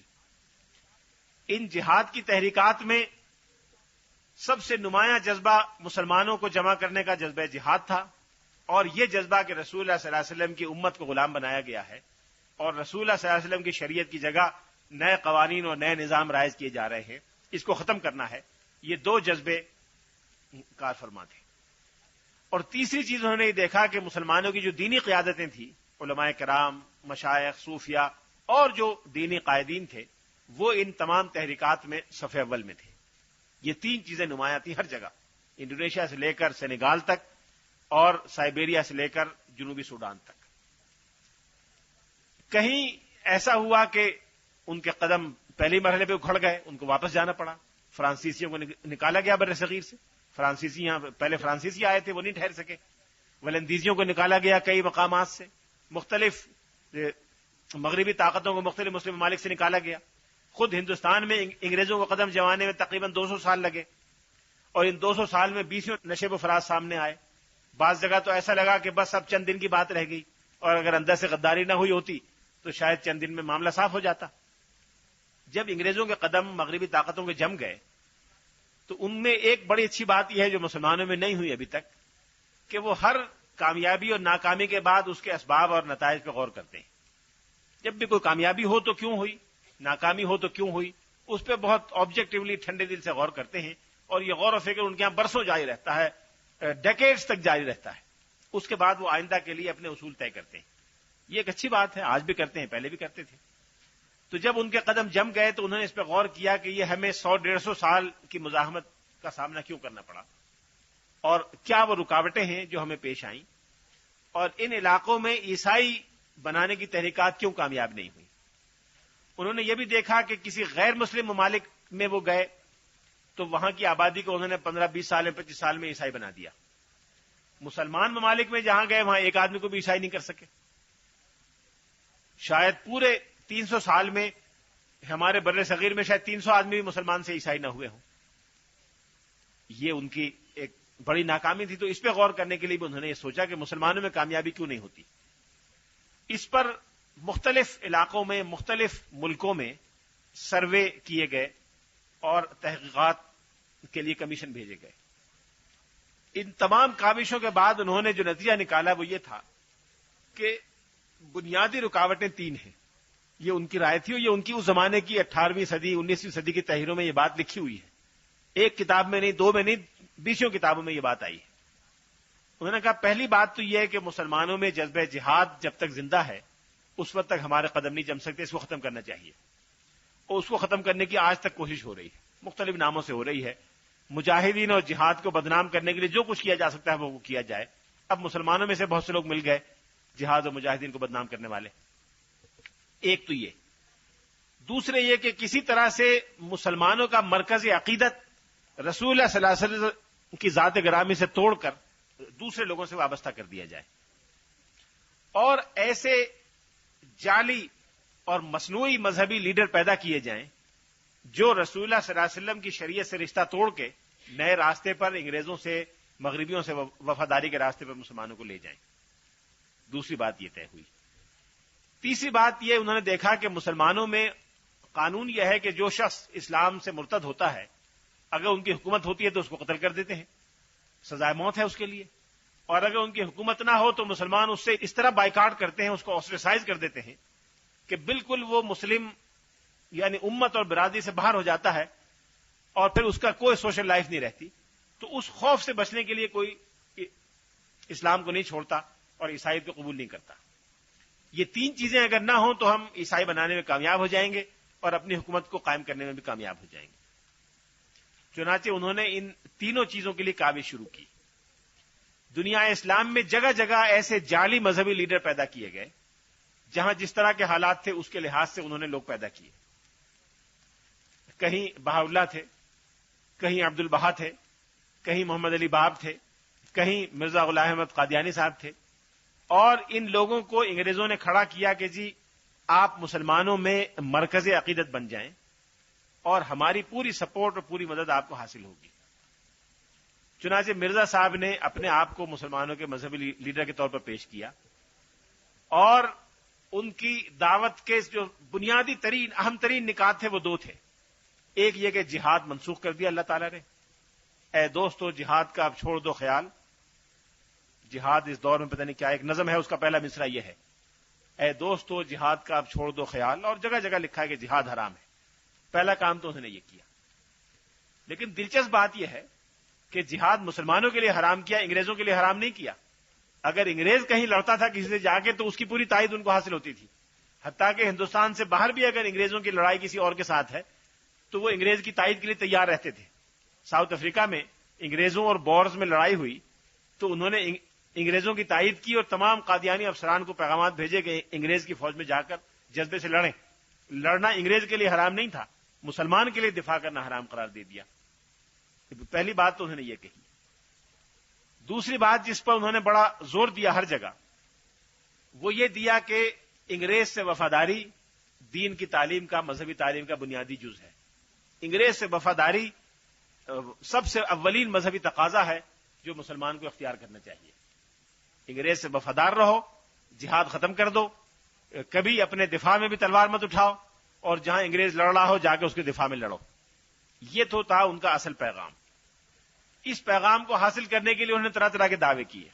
پہلے کہا مجدد ہوں، پھر کہا مہدی ہوں، پھر کہا کہ مجازی نبی ہوں، پھر کہا کہ استعارے کے طور پہ نبی کہلا سکتا ہوں، پھر کہا حقیقی نبی ہوں، پھر کہا صاحب شریعت نبی ہوں، پھر کہا رسول ہوں۔ اور بالتدریج وہ آگے بڑھتے گئے، اور مسلمان اہل علم نے پہلے ہی مرحلے پہ جب احساس ہو گیا تو ان کے خلاف فتویٰ دے دیا تھا کہ یہ شخص دائرہ اسلام سے خارج ہے۔ لیکن ان کے اس وقت نہیں ہے، اور نہ وہ خرافات اس کی مستحق ہے کہ میں آپ کا وقت ضائع کروں۔ بدقسمتی سے مجھے اس سارے کو پڑھنے کا موقع ملا ہے۔ مرزا صاحب کے قلم سے کوئی تحریر ایسی نہیں جو میں نے اول سے آخر تک نہ پڑھی ہو۔ مرزا صاحب نے 84 کتابیں لکھی ہیں اپنی زندگی میں، 84 کی 84 مجھے بدقسمتی سے پڑھنے کا موقع ملا، اور ان کے ملفوظات یعنی جو باتیں وہ کہا کرتے تھے اپنی مجلسوں میں، وہ 10 جلدوں میں مرتب ہیں۔ وہ 10 جلدیں بھی میں نے ساری پڑھی ہیں۔ انہوں نے جو خطوط لکھے اور جو پیمفلیٹ وغیرہ شائع کیے یا اشتہار چھاپے، ان میں سے جو محفوظ ہیں وہ 4 جلدوں میں پرنٹڈ ہیں، وہ چاروں جلدیں میں نے پڑھی ہیں۔ اس لیے اس سارے کا خلاصہ بھی میں بیان کروں تو بہت وقت لگے گا، اس میں آپ کے وقت کا کوئی صحیح استعمال نہیں ہوگا، اس لیے میں اس کو چھوڑ دیتا ہوں۔ لیکن اگر آپ پڑھنا چاہیں تو 2 کتابیں میں آپ کو تجویز کر سکتا ہوں۔ اردو میں پڑھنا چاہیں تو قادیانیت ایک چھوٹی سی کتاب ہے مولانا ابو الحسن علی ندوی کی، مولانا سید ابو الحسن علی ندوی کی کتاب ہے قادیانیت۔ یہ عربی میں بھی ملتی ہے القادیانی والقادیانیہ کے نام سے، اور انگریزی میں بھی ملتی ہے قادیانزم اے کریٹیکل اسٹڈی۔ اور ایک چھوٹی سی کتاب میں نے مرتب کی تھی جو اسلامک بک فاؤنڈیشن نے چھاپی تھی، the Qadiani problem and the position of the Lahori group. یہ انگریزی میں ہے، چھوٹا سا رسالہ ہے، کوئی 150 صفحے کا ہوگا، 140 صفحے ہوں گے، مختصر ترین جو مسلمانوں کا نقطہ نظر قادیانیوں کے اور لاہوریوں کے بارے میں اس میں لکھا ہوا ہے، وہ آپ دیکھ لیجیے گا، تفصیل بیان کرنے کا موقع نہیں۔ لیکن خلاصہ یہ ہے کہ اس قادیانی تحریک کی پوری اساس انگریز کے مفاد پر اور مغربی طاقتوں کے مفاد کو دنیا اسلام میں پورا کرنے کی بنیاد پر تھی۔ جہاد کی منسوخی اور انگریز سے وفاداری اس کے 2 بنیادی مقاصد تھے۔ اس کے لیے انہوں نے کوشش کی کہ مسلمانوں کی امت میں سے ایک نئی امت اپنے لیے کھڑا کریں، اور انگریزوں نے ان کو ویلکم کیا، سپورٹ کیا کہ ایک جعلی مذہبی لیڈرشپ پیدا ہو جائے۔ الحمدللہ وہ کامیاب نہیں ہو سکی، مسلمانوں کا تعلق رسول اللہ صاحب گرامی سے وہ نہیں توڑ سکے، اور یہاں بر صغیر میں قابل ذکر تعداد کو متاثر نہیں کر سکے۔ مرزا صاحب نے اپنی تحریک کی بنیاد 1891 میں رکھی تھی، اور یہ 1999 ہے، 110 سال ہو چکے ہیں۔ ان 110 سال میں ان کی تعداد پاکستان میں 2 لاکھ بھی نہیں ہے، اور یہ وہ لوگ ہیں جو شروع میں انگریزوں کے کہنے سے ان کے ساتھ ہو گئے، بعد میں انہی کی اولاد ہے جو پھیل گئی اور جس کی تعداد 2-2.25 لاکھ کے لگ بھگ ہے۔ اب یہ لوگ پاکستان سے مایوس ہو گئے ہیں، یہاں سے جا رہے ہیں، لیکن وقتاً فوقتاً غلط فہمیاں پیدا کرتے رہتے ہیں۔ اس لیے میرا مشورہ یہ ہوگا کہ عموماً قادیانی جب کسی کو اپروچ کرتے ہیں تو ایسے مسائل چھیڑتے ہیں جس کا اصل سے کوئی تعلق نہیں ہوتا۔ وہ یہ مسئلہ چھیڑیں گے کہ حضرت عیسیٰ علیہ السلام زندہ ہیں یا مر گئے، یہاں سے وہ شروع کریں گے، اور ایک عام مسلمان کہے گا جی زندہ ہیں، کہیں گے جی قرآن میں کہاں لکھا ہوا ہے۔ اب جس نے قرآن نہیں پڑھا وہ تھوڑا سا کنفیوز ہوگا، جو کنفیوز ہوگا وہ مزید حملہ کریں گے، وہ اور کنفیوز ہوگا۔ اس کے بعد جس نے صحیح مطالعہ نہیں ہے وہ کہے گا واقعی ہے تو کمزور سی بات، لیکن بچپن سے سنتے آئے ہیں، کہے جی بچپن سے بہت سی غلط باتیں سنتے آئے ہیں۔ وہ یہ منوا لے گا کہ عیسیٰ علیہ السلام مر گئے، قرآن میں لکھا ہے کہ ہر نفس کو مرنا ہے، واقعی لکھا ہوا ہے، تو حضرت عیسیٰ علیہ السلام بھی تو نفس تھے، لہٰذا ان کو ہی مرنا ہے۔ اب یہ بات سمجھ میں آ جائے کہ واقعی وہ تو مر گئے۔ اچھا، جب یہ بات ہو گئی کہ بچپن سے ایک عقیدہ سنتے آئے تھے وہ غلط نکلا، جب یہ بات ذہن میں بیٹھ گئی تو پھر آگے چل کے وہ آہستہ آہستہ قادیانیت میں اپنے فریب میں جال میں وہ پھنساتے جاتے ہیں اور آدمی پھنس جاتا ہے۔ میں نے درجنوں ایسے کیس دیکھے ہیں کہ مسلمان نوجوان بچے بچیاں کسی وجہ سے پھنس گئے اور پھر بڑی مشکل ہوئی ان کو نکالنے میں۔ حضرت عیسیٰ علیہ السلام زندہ ہیں یا انتقال فرما گئے، مجھے اس سے کوئی بحث نہیں، میں نہیں جانتا واقعی ان کا انتقال ہو گیا کہ مر گئے۔ مشہور یہ ہے کہ وہ زندہ ہیں، اللہ تعالیٰ نے چوتھے آسمان پہ بلایا ہوا ہے، لیکن اگر کوئی کہتا ہے کہ مر گئے تو مجھے کوئی اعتراض نہیں۔ جس چیز پر مجھے اصرار ہے وہ یہ کہ احادیث میں آیا ہے کہ رسول اللہ صلی اللہ علیہ وسلم نے فرمایا کہ قیامت کے قریب وہ بھیجے جائیں گے دوبارہ، اور ان کا ایک خاص مشن ہوگا قیامت کے قریب اور وہ اتریں گے۔ اتنی بات احادیث سے ثابت ہے، اس کو میں مانتا ہوں، لیکن اللہ تعالیٰ نے ان کو وفات دے دی، دوبارہ زندہ کر کے بھیجے گا، زندہ ہیں، زمین میں ہیں، آسمان میں ہیں، مریخ پہ ہیں، کہاں ہیں مجھے بحث نہیں۔ اللہ تعالیٰ ساری کائنات کا مالک ہے، وہ جہاں چاہے رکھ لے جا کے، وہ مجھے مارنے کے بجائے کہیں لے جا کے ڈال دے، قیامت میں زندہ اٹھا دے، وہ کر سکتا ہے۔ ہم میں سے کسی کو بجائے یہاں موت دینے کے کہیں اور موت دے دے، یعنی اس میں تو اللہ کی قدرت سے کوئی چیز بعید نہیں ہے۔ اس لیے مجھے یہ واقعی معلوم نہیں کہ حضرت عیسیٰ علیہ السلام کا انتقال ہو گیا کہ نہیں ہوا، لیکن قرآن پاک کی انڈائریکٹ آیات سے یہ پتہ چلتا ہے کہ ان کا انتقال نہیں ہوا تھا، طبی وفات ابھی نہیں ہوئی اور وہ آگے چل کے ہوگی، اور جب وہ اپنے مشن کو پورا کر دیں گے یہاں پہ ان کی طبی وفات واقع ہوگی۔ بظاہر یہ معلوم ہوتا ہے قرآن پاک کی آیات سے اور احادیث سے، لیکن یہ قطعی معلوم ہے کہ وہ دوبارہ تشریف لائیں گے اور جو مشن ہے وہ ثبوت کریں گے۔ دوبارہ زندہ ہو کے آئیں گے وہ بھی اللہ تعالیٰ کر سکتا ہے، کہیں زندہ ہیں وہاں سے آ جائیں گے یہ بھی اللہ کی قدرت میں ہے، آسمان پر ہیں، زمین میں ہیں، زمین کی گہرائی میں کہیں زندہ بیٹھے ہیں، نہیں معلوم۔ اللہ تعالیٰ جو حضرت صالح کے لیے پہاڑی سے زندہ اونٹنی نکال سکتا ہے، وہ کسی انسان کو کہیں بھی زندہ رکھ سکتا ہے، جو اس مٹی سے پیدا کر سکتا ہے اس کے لیے کہیں زندہ رکھنا کیا مشکل بات ہے؟ یعنی یہ تو اللہ تعالیٰ کی قدرت سے ناواقفیت کی دلیل ہے کہ جی وہ کہاں ہیں اور کیسے ہیں اور کیا ہے، اس سے مجھے بحث نہیں۔ لیکن یہ بات میں نے اس لیے کہی کہ چونکہ بہت سی احادیث میں یہ آیا ہے، تقریباً 100 کے قریب احادیث ہیں جن میں حضرت عیسیٰ علیہ السلام، اس پر بھی میرا ایک چھوٹا سا رسالہ ہے جو انگریزی میں ہے، the second coming of Jesus Christ, a comparison between Muslim and Qadiani views. کبھی آپ کا جی چاہے تو دیکھ لیجیے گا، کہیں سے میں بھیج دوں گا ڈاکٹر فرحت کو۔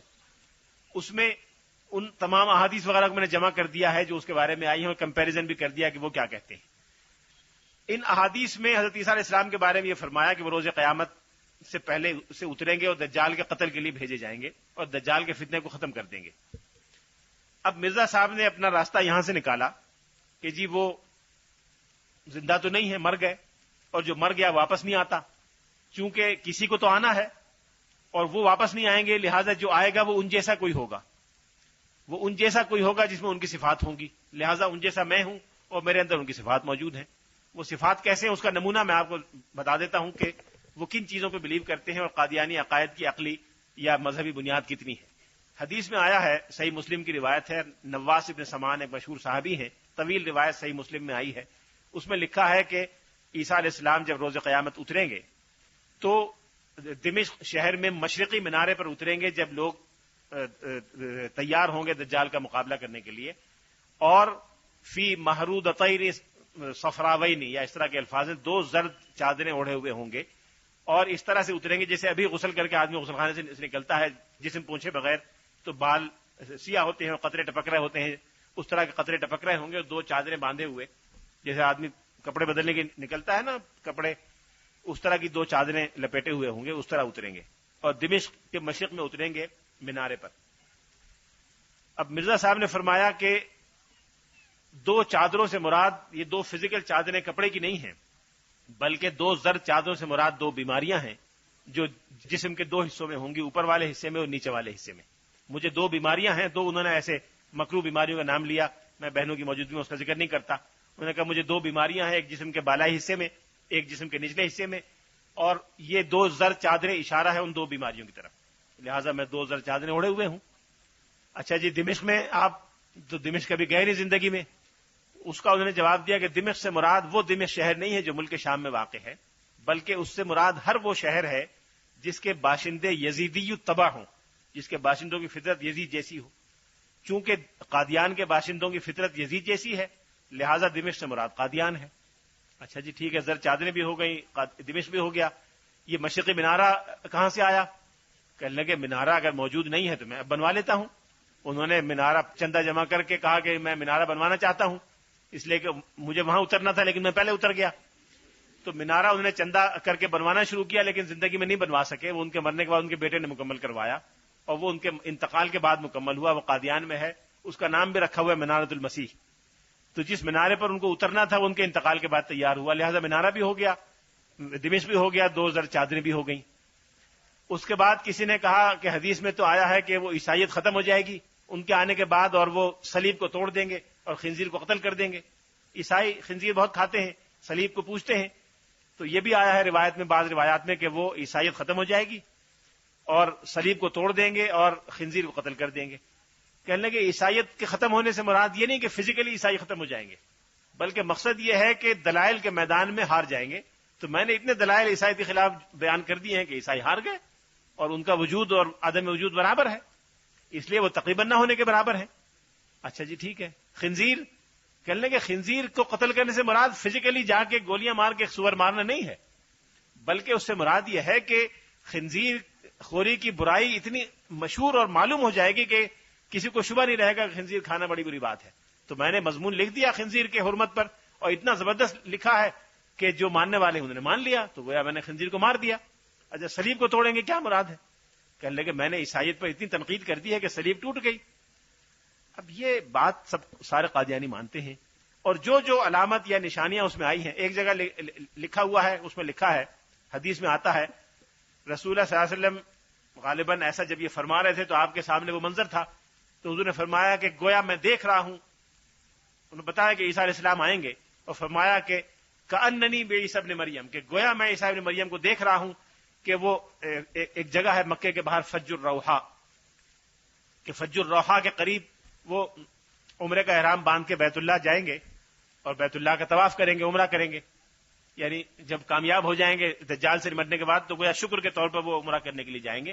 تو میں دیکھ رہا ہوں, وہ منظر میرے سامنے ہے کہ فج الروحا سے وہ لبیک کہتے ہوئے یعنی آگے بڑھ رہے ہوں گے. جی آپ کو تو کبھی عمرے کی سعادت حاصل نہیں ہوئی, آپ تو کبھی نہیں گئے. کہنے لگے کہ اس کے جواب میں یہ لکھا کہ ضروری نہیں کہ جو کام کسی آدمی کے سپرد کیا جائے وہ خود کرے, بعض اوقات اس کی اولاد کر دیتی ہے. اگر میں نہیں جا سکا تو میری اولاد جائے گی. لیکن حیرت کی بات ہے کہ نہ مرزا صاحب جا سکے, نہ ان کا پہلا جانشین جا سکا, نہ دوسرا جانشین جا سکا, نہ تیسرا جا سکا, نہ چوتھا جا سکا. ابھی تک کوئی جانشین فج الروحا سے عمرے کا احرام باندھ کے عمرہ نہیں کر سکا. آئندہ کبھی کرے گا نہیں کرے گا ہمیں نہیں معلوم, لیکن اس کو انہوں نے یہ تعویل کی. اب اس طرح کی تعویل سے اگر آپ مجھے کہیں کہ یہ ثابت کر دو کہ میں ڈاکٹر فرحت ہوں تو میں ثابت کر سکتا ہوں. ہر چیز کی تعویل ہو سکتی ہے کہ فرحت سے مراد وہ آدمی ہے جس کو خوشی حاصل ہو. لغوی معنی فرحت لکھے ہوئے ہیں, جس ڈکشنری میں چاہے جا کے دیکھ لو. اور جس آدمی کو خوشی دنیا میں حاصل ہو وہ ڈاکٹر فرحت ہوتا ہے. میں بھی پی ایچ ڈی میں نے کیا ہوا ہے, انہوں نے بھی کیا ہوا, میں نے بھی کیا ہوا, میں بھی ڈاکٹر کہلاتا ہوں, لہٰذا میں ڈاکٹر فرحت ہوں. یعنی اس طرح کی تعویل سے تو ہر چیز دنیا میں ثابت ہو سکتی ہے. آپ اس کو مسجد ثابت کر دیں, اس کمرے کو گرجا ثابت کر دیں, اس کو ڈاکٹر عبدالقدیر خان کی لیبارٹری ثابت کر دیں کہ جی ڈاکٹر عبدالقدیر لیبارٹری کیا کرتی ہے, غیر مسلموں کے لیے ایٹم بم تیار کرتی ہے. ایٹم بم سے کیا ہوتا ہے, اسلام کی بالادستی ہوتی ہے, غیر مسلموں کو نقصان ہوتا ہے. یہاں لوگوں کو تیار کریں, اسلام کی بالادستی ہو جائے گی, لہٰذا یہ لیبارٹری ہو گئی. یعنی اگر اس طرح سے دنیا میں دین کی, مذہب کی, شریعت کی, قانون کی تعبیر ہونے لگے تو دنیا میں کوئی چیز باقی نہیں رہ سکتی. ایک پاگل آدمی اس طرح کی چیزوں میں ایمان رکھ سکتا ہے, کوئی سین اور ہوشیار آدمی اس طرح کی تعویلات سے اور اس طرح کے باطل اور فضول اور محمل اقوال سے کوئی سنجیدہ پروگرام تعمیر نہیں کر سکتا. خود آج قادیانیوں کے لیڈروں کی عبارتوں کو اگر اسی طرح سے تعویل کا نشانہ بنایا جائے تو آپ اس میں جو چاہیں نکال لیں. پاکستان کے کانسٹیٹیوشن کی جو چاہیں تعبیر شروع کر دیں, قانون کی تعبیر. آپ اپنے والدہ کو خط لکھیں اور خدا نخواستہ کوئی اس کی اس طرح تعبیر شروع کر دے تو آپ ایک دن زندہ نہیں رہ سکتے. آپ اپنے گھر میں اپنے استاد سے کچھ کہیں اور استاد اس کا کچھ مطلب سمجھے, استاد آپ کو ہدایت دے ٹیچر, اور آپ اس میں یہی تعویلیں کریں, تو یہ تو ایک انتہائی بے عقلی کی اور فضول بات ہے, اور اس کا مستحق نہیں ہے مضمون کے کسی سنجیدہ محفل میں اس کو بیان کیا جائے. یہ مثال میں نے اس لیے دے دی کہ آپ کو اندازہ ہو جائے کہ کس نوعیت کی ہیں. بعض مثالیں ایسی ہیں جو میں بہنوں کی محفل میں نہیں دے سکتا. سچی بات ہے کہ اس میں بد اخلاقی اور عریانی اور فحاشی انتہا تک پہنچی ہوئی ہے. اس کے مستحق نہیں کہ آپ تنہائی میں بھی اس کو پڑھیں, لیکن اگر میرے بیان پر اعتماد ہے تو یہ مان لیجئے کہ اس میں ایسی چیزیں موجود ہیں. میں اپنی بات ختم کرتا ہوں. میں یہ چند منٹ ہیں, ایک دو سوال ہوں تو میں جواب دے سکتا ہوں. ایک سوال ہے کہ اگر کسی کے بہت قریبی رشتے دار قادیانی ہوں اور وہ باہر ناروے میں رہتے ہوں اور تحفے تحائف بھیجتے رہتے ہوں تو ایک رشتے دار کی حیثیت سے ہمارا طرز عمل کیا ہونا چاہیے؟ ہمارا طرز عمل وہی ہونا چاہیے جو کہ رشتے دار کا ہوتا ہے. سوشل سطح پہ تعلق رکھنے میں کوئی حرج نہیں ہے، جبکہ خاص طور پر وہ ناروے میں بھی رہتے ہیں، وہ آپ کو تحفے بھیجتے ہیں، آپ بھی تحفہ بھیج دیں ان کو، وہ آپ کے یہاں وزٹ کرتے ہیں، آپ بھی ان کے یہاں وزٹ کریں، لیکن ان کے عقائد اور مذہب کے بارے میں ہوشیار رہیں، اور چونکہ وہ غیر مسلم ہیں لہذا قادیانی کا ذبیحہ جائز نہیں ہے، یہ ذہن اپنا صاف رکھیے گا۔ قادیانی کے یہاں کھانا کھانا ہو، دعوت میں بلائے تو یہ چیک کر لیجیے گا کہ ذبیحہ اس کے ہاتھ کا تو نہیں ہے، لیکن بازار سے لایا ہے کسی مسلمان کی دکان سے تو اس کے ہاتھ کا ذبیحہ جائز ہے، لیکن ذبیحے کے علاوہ کوئی چیز ہے، چائے ہے، مٹھائی ہے، کوئی اور سبزی ہے تو وہ جائز ہے، اس میں کوئی حرج نہیں ہے، چونکہ پاکستان کے قانون نے، دستور نے انہیں غیر مسلم شہری تسلیم کر لیا ہے، لہٰذا وہ یہاں کے غیر مسلم شہری ہیں، اور غیر مسلم کی حیثیت سے جو حق ان کا بنتا ہے وہ ان کو دینا چاہیے۔ دوسرا سوال یہ تھا قادیانی کے گھر کا کھانا جائز ہے، میں نے جواب دے دیا، کھانا ہندو کے گھر کا بھی جائز ہے، یہودی کے گھر کا بھی جائز ہے، ہندو کی مٹھائی ہمیشہ مسلمان کھاتے چلے، آج بھی کھاتے ہیں، بڑی اچھی مٹھائی بناتے ہیں ہندو، چاٹ پکوڑی اور یہ چیزیں جس میں گوشت انوالو نہیں ہے اور کوئی ناجائز چیز نہیں ڈالی، تو سکھ کا، ہندو کا، عیسائی کا، یہودی کا، ہر ایک کا جائز ہے، لیکن اگر کوئی ناجائز چیز ڈال دی، چربی کسی جانور کی ڈال دی یا کوئی ایسی چیز اس میں ڈال دی تو پھر مسلمان کا بھی جائز نہیں ہے، یا ذبیحہ اگر غیر مسلم کا ہے تو وہ جائز نہیں ہوگا، وہ قادیانی کا بھی جائز نہیں ہے۔ مصباح غلام احمد قادیانی کو سزائے موت کیوں نہ دی گئی؟ بھائی اس لیے نہیں دی گئی کہ وہ انگریز کا دور حکومت تھا، انگریز کی سرپرستی حاصل تھی، انگریز تو ان کو پرورش کر رہا تھا، سزائے موت کون دیتا؟ اگر وہ کسی مسلم ملک میں ہوتے یقیناً ان کو سزائے موت ملتی۔ مرزا صاحب نے ایک تبلیغی خط لکھا امیر حبیب اللہ خان افغانستان کے بادشاہ کو، امیر حبیب اللہ نے صرف اس کا اتنا جواب دیا، این جا بیا، اسی خط کو واپس کر دیا اتنا لکھ کر، این جا بیا، یہاں آ۔ اچھا خیر وہ سمجھ گئے کہ کیا جواب ہے، تو امیر حبیب اللہ کے پاس تو وہ نہیں گئے، لیکن ان کے انتقال کے بعد ان کا جو بیٹا تھا مرزا محمود، اس نے 2 آدمی قادیانیت کی تبلیغ کے لیے افغانستان بھیجے، قادیانیت کی تبلیغ کے لیے افغانستان اس نے بھیجے 2 آدمی، تو افغانستان میں گرفتار ہو گئے، وہ پتہ لگا کہ یہ مدعی نبوت کے علم بردار ہیں، اس کے پیروکار ہیں اور اس کی دعوت دینے یہاں آئے ہیں، ان پر مقدمہ چلا، عدالت نے سزائے موت دے دی، ان دونوں کو سزائے موت دے دی گئی۔ تو اس پر مرزا صاحب نے کہا تھا مجھ پہ ایک وحی نازل ہوئی ہے جس کا تھا شاتان تذبحان، 2 بکریاں ذبح کی جائیں گی، تو مرزا محمود صاحب نے کہا کہ مرزا صاحب کی پیشن گوئی سچی ثابت ہوئی، یہ 2 بکریاں ذبح کر دی گئیں، وہ 2 بکریاں ذبح ہو گئیں۔ اب یہ پتہ نہیں کہ مرزا صاحب کی پیشن گوئی میں یہ بات مطلوب تھی کہ ذبح کی جانی چاہیے، اگر ذبح کی جانی چاہیے تو ذبح ہو گئی، پھر شکایت کس بات کی؟ اور اگر شکایت تھی کہ 2 بکریاں ذبح کر دی جائیں گی اس سے بچو، الفاظ میں تو کوئی بات نہیں ہے، شاتان تذبحان، 2 بکریاں ذبح کی جائیں گی، کس مفہوم میں ہے، کی جانی چاہیے یا نہ کی جانی چاہیے یا محض اطلاع تھی؟ بہرحال 2 بکریاں ذبح ہو گئیں۔ اب جب بھی کہیں 2 آدمی مارے جاتے ہیں جو مسلمان ہوں تو قادیانی کہتے ہیں کہ یہ ان 2 بکریوں میں شامل ہیں۔ بھٹو صاحب کو سزائے موت ہوئی تو قادیانی نے کہا کہ ان 2 بکریوں میں سے ایک بھٹو صاحب تھے، اس لیے کہ انہوں نے اقلیت قرار دیا تھا۔ پھر جنرل ضیاء صاحب کا حادثہ ہوا تو انہوں نے کہا کہ انہوں نے قادیانیوں کے خلاف آرڈیننس جاری کیا تھا، 1 بکری یہ تھے۔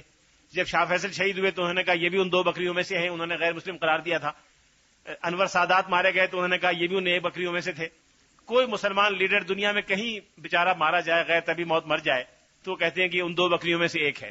ابھی تک پتہ نہیں درجنوں بکریاں ذبح ہو چکی ہیں، لیکن قادیانیوں کی گنتی پوری نہیں ہوئی۔ دیکھیے ایک سوال یہ کہ قادیانیوں کو السلام علیکم کہا جا سکتا ہے، میرا خیال ہے کہ غیر مسلم کو سلام کیا جا سکتا ہے، اس میں کوئی حرج نہیں ہے، لیکن عام طور سے فقہا غیر مسلم کو سلام کیے جانے کے قائل نہیں ہیں، عام رائے یہی ہے۔ میرا ذاتی خیال یہ ہے کہ ایسی کوئی چیز ممانعت قرآن میں یا حدیث میں نہیں ہے غیر مسلم کو سلام کیا جائے، وہ سلام کرے تو آپ کو اسی طرح جواب دینا چاہیے اور آپ سلام کر سکتے ہیں۔ یہ دعا ہے کہ اللہ تعالیٰ تمہیں سلامتی کا راستہ دکھائے، السلام علیکم تم پہ سلامتی ہو، یعنی یا اگر تم اسلام کے راستے پہ آ گئے ہو تو سلامتی ہو، نہیں آئے تو آ جاؤ، خدا کرے ہدایت ہو جائے اور سلامتی کا راستہ تمہیں مل جائے۔ یہ دعا دینے میں یہودی یا عیسائی یا حتیٰ کہ خود مرزا غلام احمد قادیانی کو بھی آپ یہ دعا دیتے زندگی میں کہ بھئی خدا کرے ہدایت ہو جائے، آ جاؤ راستے پہ، تو اس میں کیا حرج تھا؟ یہ آخری سوال ہے کہ نئی نسل کو کیسے بچائیں، یہی باتیں جو میں نے کہی ہیں آپ نئی نسل کو بتائیے، اور یہ 2 کتابیں ہر ایک کو پڑھوا دیں، اردو میں مولانا ابوالحسن ندوی کی، اور انگریزی میں پڑھنی ہو تو اس کا بھی ترجمہ دستیاب ہے، میں نے چھوٹی سی کتاب ہے، اور بہت سی کتابیں ہیں، کتابیں بہت ہیں، آپ میں سے جس کو جی چاہے مجھ سے پوچھ لیجیے گا، میں کتابوں کی لسٹ بتا دوں گا، آپ ضرور پڑھیں اور نئی نسل تک پہنچائیں۔ وآخر دعوانا الحمدللہ۔